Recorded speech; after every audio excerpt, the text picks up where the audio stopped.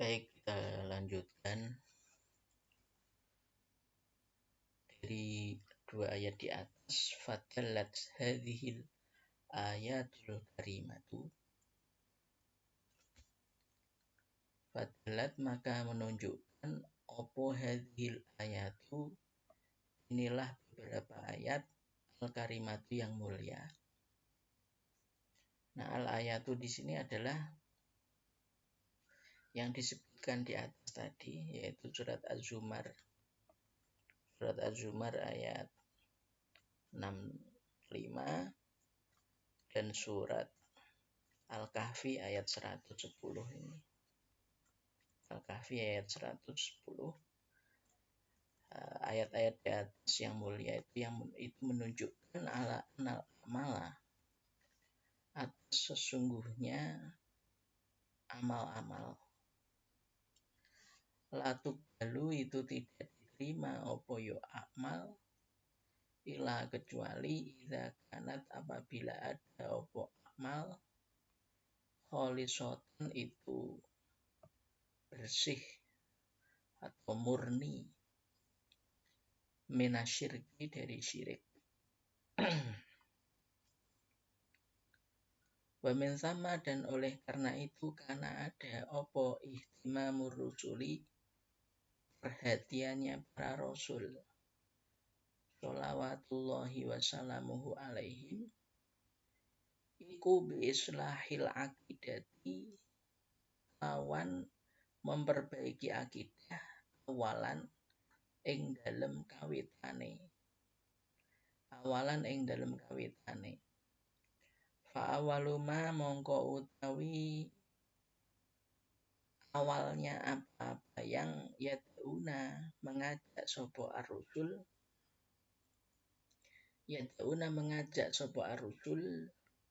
ilaihi kepadanya awaluma ilaihi kepadanya ma aqwamahum ing pira-pira kaume ar-rusul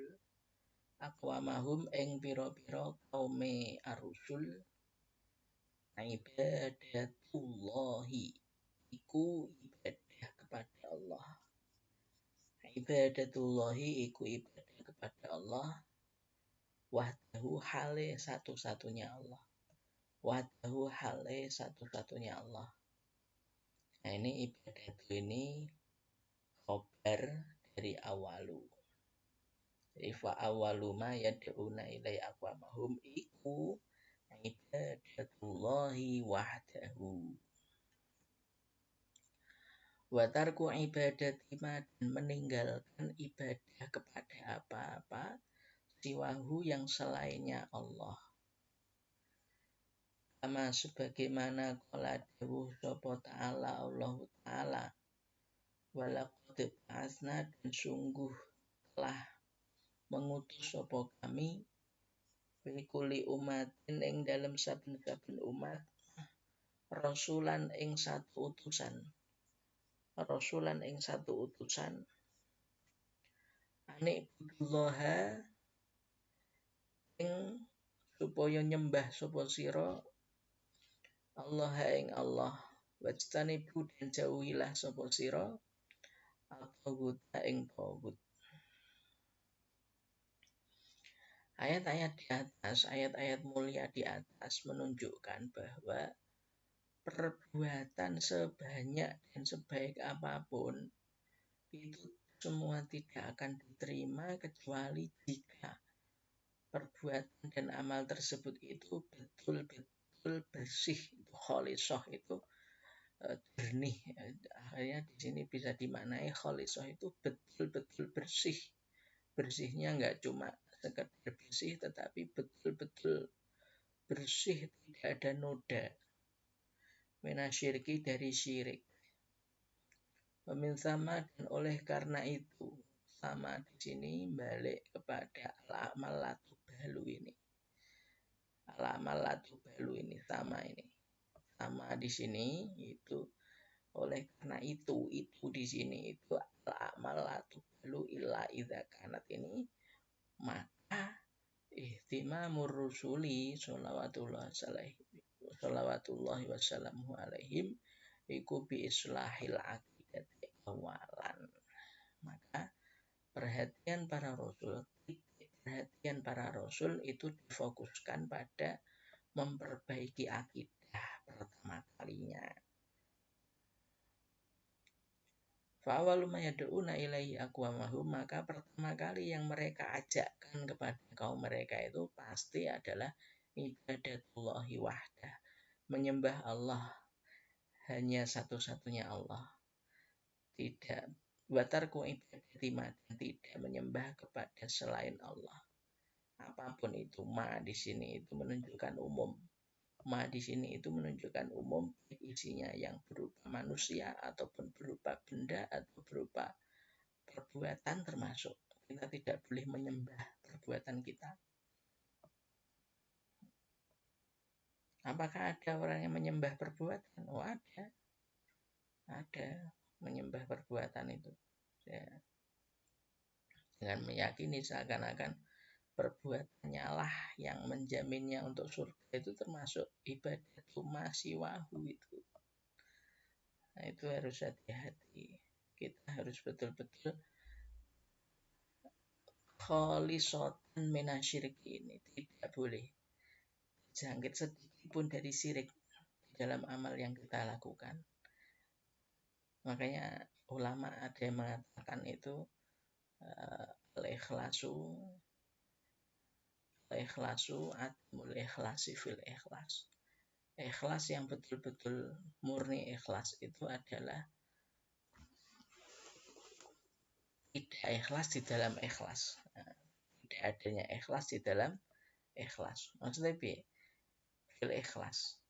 Jadi sudah ikhlas dan dia tidak mengklaim keikhlasannya. Sudah baik tapi tidak mengklaim baik. Itu makom yang betul-betul khalisah minasyirki itu sampai begitu. Sehingga ketika ada dalam hatinya itu sedikit perasaan merasa baik dengan ibadahnya, itu segera disingkirkan, segera dijauhkan itu. Nah, itu betul-betul adamul ikhlasi fil ikhlas. Nah, itu sebagaimana Allah Ta'ala dawuh, dan sungguh pada setiap umat itu kita utus seorang rasul untuk menyeru ani'budullaha wajtanibut taghut. Sembahlah Allah dan jauhilah at-taghut, yaitu segala sesembahan selain Allah itu namanya at-taghut. Nah, ini wa kana rasulun wa kullu rasulin, ya, wa kullu rasulin lan utawi saben-saben rasul yaqulu iku ngucapake sapa kulo rasul awalama yukhatibu, ing dalem kawitane barang yukhatibu yang ngomongi sapa rasul qaumahu ing kaume kulo rasul. Nah, pertama kali omongan yang dilontarkan, yang diucapkan oleh setiap rasul kepada kaumnya adalah ubudullaha ma lakum min ilahin ghairuh. Ubudullaha, sembahlah sapa sira Allah ing Allah. Ubudu, sembahlah sapa sira Allah ing Allah, malakum ora ana iku tetep kedhe sira. Nah, ini jadi khobar muqaddam. Malakum ora ana iku tetep kedhe sira min ilahin utawi pangeran. Min di sini min zaidah. Min di sini min zaidah. Jadi ilah di sini menjadi mubtada muakhar. Min ilahin utawi pangeran, utawi sembahan ghairuhu yang selainnya Allah. Nah, ini saya ulangi. Ubud, jadi isi setiap apa yang dituahkan Rasul pertama kali pada kaumnya itu isinya adalah ubudullaha ma lakum min ilahin ghairuh. Ubudu, sembahlah sapa sira Allah ing Allah, malakum ora ana iku kedue sira. Malakum ora ana iku kedue sira min ilahin utawi pangeran ghairuhu kang sakliyane Allah. Jadi isinya adalah ubudullaha malakum min ilahin ghairuhu. Sembahlah Allah, kalian tidak ada sesembahan selain Allah.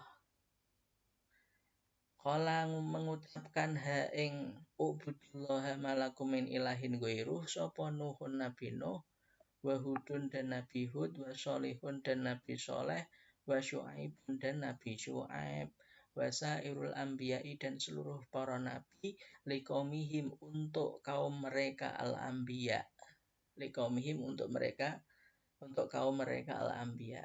Jadi ubudullah malakum min ilahin ghairu ini semuanya disampaikan oleh Nabi Nuh kepada kaumnya, Nabi Hud kepada kaumnya, Soleh kepada kaumnya, Syu'aib kepada kaumnya, dan juga seluruh nabi-nabi kepada kaumnya. Itu bisa di dalam surat, di dalam Al-Quran, di surat Nuh, di surat Hud, di surat ini, di surat itu banyak banget disebutkan terkait malakum min ubudullaha malakum min ilahin ghairuh.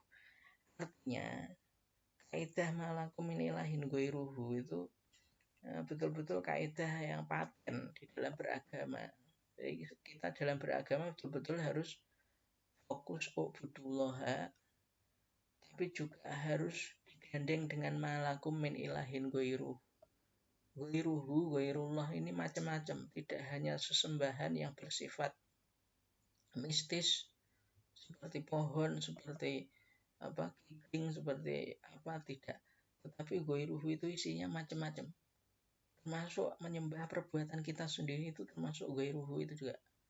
Nah, itu tidak boleh, kita harus betul-betul khalisah minasyirki. Harus betul-betul bersih sebersih-bersihnya dari syirik.